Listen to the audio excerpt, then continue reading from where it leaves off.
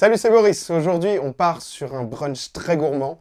Une tartine avec une belle burrata, une tartinade de tomates séchées et ricotta avec des tomates cerises multicolores rôties au four. Allez, on y va.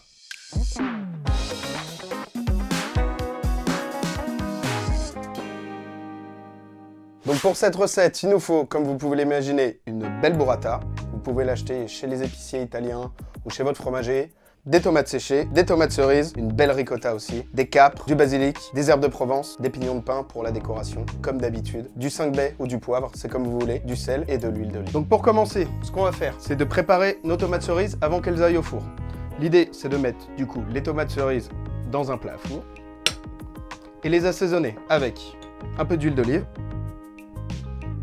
un peu de sel, du poivre ou 5 baies selon ce que vous avez, et la petite touche sympa, des herbes de Provence.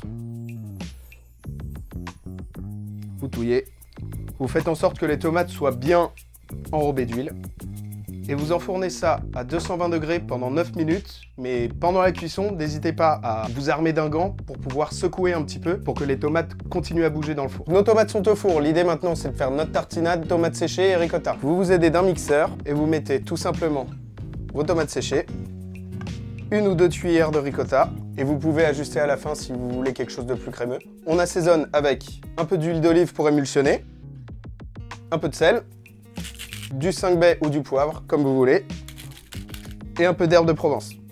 Et on met tout ça au mixeur.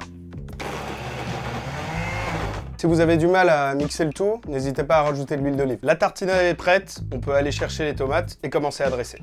Les tomates sont cuites, notre tartinade est prête, on peut commencer à dresser. Alors, vous disposez dans un premier temps votre mélange ricotta et tomates séchées. L'idée, c'est qu'il n'y ait pas de jaloux en fait sur la tartine, il faut bien recouvrir. On enchaîne en posant la majestueuse burrata. On enchaîne en déposant du petit basilic ciselé. On dispose nos tomates rôties.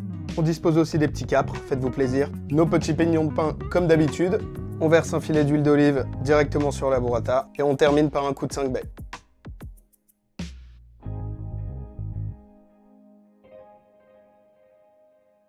C'est joli, c'est maison et c'est super bon pour vous. La cuisine de Boris sur YouTube et Instagram.